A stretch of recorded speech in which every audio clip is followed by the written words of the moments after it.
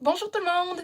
À la demande de ma mère, mais aussi parce que je m'ennuie d'expliquer les maths et que j'avais le goût de faire un peu de maths, j'ai décidé de vous faire une vidéo aujourd'hui sur c'est quoi une croissance exponentielle et aussi sur, dans le fond, pourquoi c'est intéressant de regarder une croissance exponentielle dans un graphique qu'on appelle logarithmique. Donc dans un graphique qui a une échelle qui est logarithmique. Premièrement, je vais commencer par vous expliquer c'est quoi une croissance exponentielle et ensuite, je vais vous expliquer c'est quoi un graphique avec une échelle logarithmique et pourquoi c'est intéressant. Donc, pour vous expliquer c'est quoi une croissance exponentielle, je vais faire un petit exemple. Imaginons qu'on a 3 personnes qui reviennent de voyage ou de peu importe où et qui sont infectées par une certaine maladie. Disons que chaque personne va aller infecter 2 nouvelles personnes. Donc, celle-ci infecte 2 personnes, celle-ci aussi, et celle-ci aussi. Pourquoi est-ce que j'ai choisi 2? En fait, c'est parce que, selon les scientifiques, le R0 de la COVID-19, c'est 2. Ça veut dire quoi, cette affaire-là? Bon, évidemment, c'est pas exactement 2. Ils disent que c'est entre 2 et 2,5. Ça veut dire qu'en moyenne, chaque individu va infecter 2 individus au cours de sa période de contagion. Donc, nos 3 premières personnes infectées vont aller infecter chacune 2 personnes. Donc, ici, maintenant, on est rendu avec 6 personnes de plus qui sont infectées. Chacune de ces personnes-là va, à son tour, infecter 2 nouvelles personnes.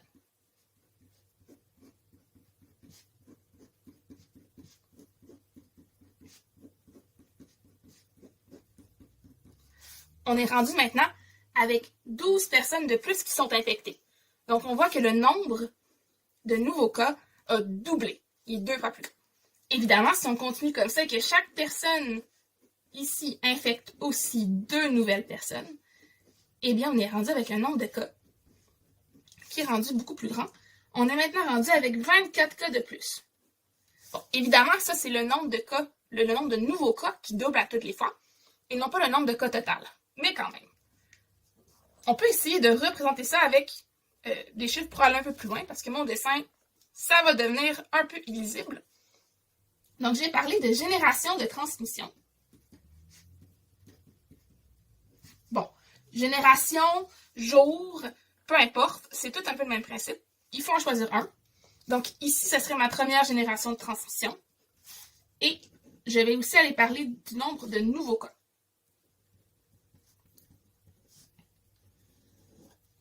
Donc, ici, à la première génération, j'ai eu 6 nouveaux cas. Ensuite, rendu ici, j'étais à ma deuxième génération et j'ai 12 nouveaux cas, etc.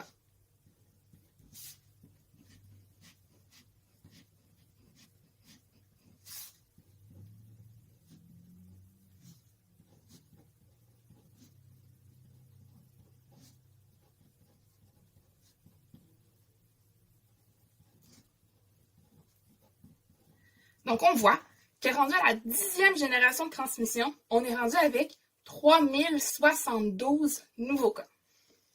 Ça fait beaucoup de monde. En fait, si on regarde entre chaque génération ou entre chaque journée, on voit que le nombre de cas double à toutes les fois ici. Et c'est ça, en fait, qui rend une fonction exponentielle aussi épouvantable, une croissance exponentielle aussi épouvantable, c'est parce qu'on a un facteur multiplicatif. Donc, le nombre de cas double à toutes les fois. Imaginons qu'on était rendu à la 11e génération. On serait maintenant rendu avec 6144 cas. À la génération d'après, plus de 12 000 cas, 24 000 cas, 48 000 cas, etc. Ça augmente vraiment vite. En fait, si on est rendu à la génération N, on va avoir combien de nouveaux cas?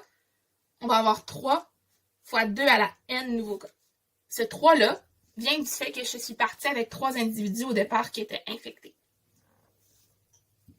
Si on avait eu 10 individus au départ qui étaient infectés, eh bien, il faut prendre ce 3-là et le remplacer par 10. On voit bien que ça devient énorme assez vite également à ce point-là. Bon, ça ici, c'était le nombre de nouveaux cas. Comment est-ce qu'on fait pour calculer le nombre de cas total que dans notre problème ici, après nos 10 générations? Il va falloir user d'un peu de ruse.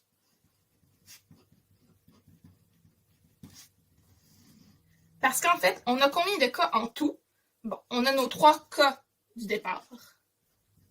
Ensuite, à chaque génération, on a ajouté un certain nombre de cas. Donc, plus 6, en 6 plus 12, plus 24, et je vais additionner tous ces nombres-là jusqu'à ce que j'arrive à 3072. Évidemment, je peux tous les additionner à la main, mais bon, moi, je vais utiliser un petit truc mathématique. En fait, on peut réorganiser ça un petit peu différemment. On pourrait sortir un 3 et dire, ah, ben ça c'est 1, plus 2, plus 4, plus 8, plus 1024. Ça ici, en langage mathématique, on appelle ça une série géométrique. C'est quoi une série géométrique?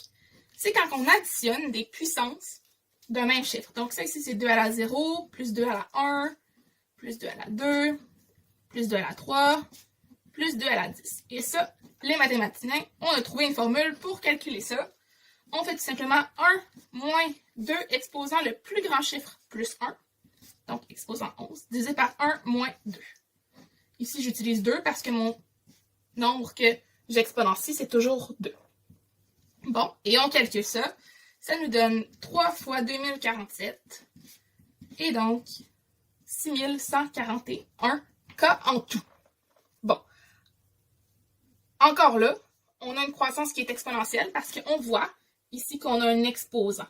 Donc, c'est vraiment l'exposant qui fait qu'on a une croissance exponentielle. Donc, ça ici, c'est un exemple pour montrer à quel point une croissance exponentielle, ça va vite. Donc, le nombre de nouveaux cas est doublé à toutes les fois. Si on prend l'exemple du Québec dans les derniers jours, on remarque que le nombre de nouveaux cas, il n'est pas en train d'augmenter. En fait, il a diminué dans les 3 derniers jours. On a eu 409 cas il y a 3 jours, 385 le lendemain et 326 cas hier. Donc, on voit que c'est pas en train d'augmenter. Donc, pour le moment, oui, on a beaucoup de nouveaux cas, mais c'est pas une croissance exponentielle. Donc, il faut faire attention entre quelque chose qui augmente rapidement et quelque chose qui augmente de façon exponentielle. Et là, c'est le sujet de la deuxième chose dont je veux vous parler, c'est-à-dire un graphique. Comment est-ce qu'on fait à partir d'un graphique pour voir si une croissance est exponentielle ou non? Souvent, ce qu'on va faire, on va faire ce qu'on fait quand on était au secondaire, c'est-à-dire se faire un petit graphique comme ça, où on va mettre l'axe des X, qui va être le nombre de jours, et ici, ils vont mettre en axe des Y, le nombre de cas.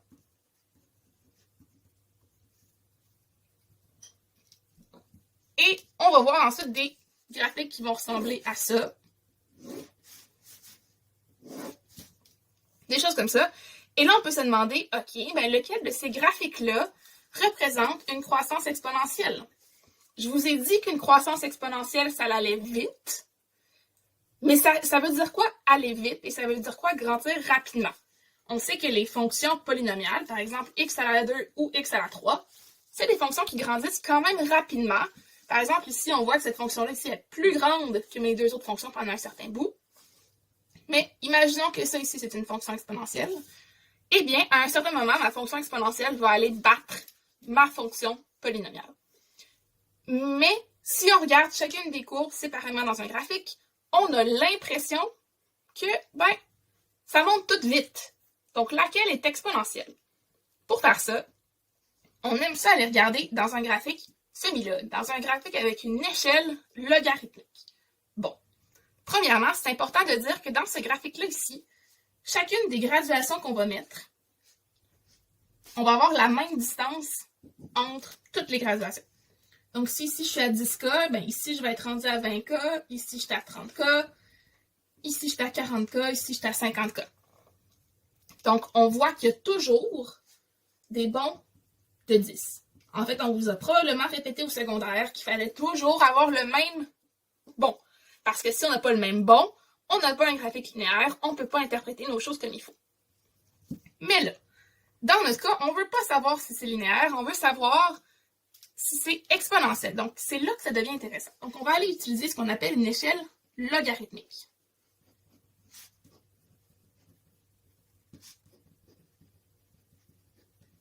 Vous avez probablement déjà entendu parler de c'est quoi une échelle logarithmique. On utilise ça dans plusieurs choses. Par exemple, pour calculer l'intensité d'un tremblement de terre, on utilise une échelle logarithmique. On utilise aussi une échelle logarithmique pour aller mesurer le pH. Donc, c'est tous des exemples d'échelles logarithmiques. Et là, nous, on va faire un graphique avec une échelle logarithmique. Ça ressemble à quoi? Ici, on va toujours avoir notre x qui va être le nombre de jours. Mais ici, plutôt que d'avoir y, on va avoir autre chose. Donc, imaginons qu'on commence à 10 ici. Eh bien, la prochaine graduation, on ne fera pas plus 10. On va faire fois 10. Donc, à la prochaine graduation, on va être rendu à 100. Ensuite, pour la même distance, on va refaire fois 10 à notre 100. Donc, on va maintenant être rendu avec 1000. Et on va continuer ensuite. On fait encore fois 10. Maintenant, on est rendu avec 10 000. Donc, on voit qu'à toutes les fois qu'on fait un bond, on n'augmente pas d'un nombre constant comme on fait ça avec un graphique linéaire. OK. Pourquoi est-ce que c'est intéressant de faire ça? En fait, c'est parce que ici, plutôt que d'avoir y, je me retrouve à avoir le log de y. C'est quoi un log? Le log, en fait, c'est la fonction inverse de l'exponentielle. Donc, ça a du sens. On veut regarder une fonction exponentielle. On va le regarder dans une échelle logarithmique qui est l'inverse. Bon. À quoi ça va ressembler une fonction exponentielle dans un graphique logarithmique? En fait, ça va ressembler à une droite. Ça, c'est la chose vraiment importante à se rappeler. Si on a une fonction exponentielle et qu'on la regarde avec une échelle logarithmique, alors on se retrouve avec une droite. Et si on a n'importe quelle de ces autres fonctions-là, eh bien, on va se retrouver avec quelque chose qui fait de quoi du genre. Et donc, c'est là que ça devient vraiment intéressant d'aller voir sur des sites ou de regarder des graphiques avec une échelle logarithmique. Donc, il y a le site Worldometers qui nous montre vraiment chaque pays est dans le monde au complet. Et ils nous permettent aussi de regarder les graphiques avec un axe linéaire, mais avec aussi un axe logarithmique. Donc, à retenir, si on a une belle droite, alors c'est parce qu'on a une croissance qui est exponentielle. Donc, je vous invite à aller regarder la croissance des États-Unis, par exemple. On voit vraiment la belle droite. Bon, mathématiquement, pour ceux que ça l'intéresse, pourquoi est-ce que c'est une droite que ça nous donne? Hein? Parce qu'ici, c'était pas une droite du tout, c'était une belle courbe qui augmentait de plus en plus vite. Ça tombe bien parce que notre échelle augmente de plus en plus vite. Donc, ça aurait du sens de dire, ah, ben comme l'échelle augmente de plus en plus vite, ben celle-là ici, ça va faire une belle droite. Bon, ça c'est l'intuition. Maintenant, mathématiquement, on sait que ici, on avait la fonction y est égale à 2 à la x. Je vous rappelle, c'est la fonction qu'on étudie depuis tantôt. Pas exactement la même qu'on a faite dans notre exemple, mais c'est l'idée. Donc, y est égal à 2 exposant x. Ici, je veux transformer mon échelle pour avoir le log de y. Donc, je vais prendre le log de ce côté-ci de l'équation. Donc, je vais maintenant avoir le log de y. Puis, ben, on le dit souvent en maths, mais quand on fait quelque chose d'un côté de l'équation, on le fait de l'autre. Et donc, le log de y est égal au log de 2 exposant x. Donc, ça ici, c'est mon échelle qui est là. Donc là, maintenant, je veux représenter cette chose-là, le log de 2 à la x. Ça ressemble à quoi? En fait, on a des propriétés des logs qui nous disent que l'exposant, on peut le ramener en avant. Donc, le log de 2 exposant x, c'est comme x fois le log de 2. Et là, ça ressemble à quoi cette chose-là? Ben, le log de 2, c'est une constante. Vous pouvez le calculer si vous voulez. C'est pas très intéressant. Mais ça nous donne environ 0,3. Donc ça, c'est comme si on avait environ 0,3x. Ça ressemble à quoi cette fonction-là? Ça ressemble à une droite. Je ne sais pas si vous vous rappelez de l'équation d'une droite. On avait y est égal à ax plus b. Bon, ici, notre b vaut 0. On n'en a pas.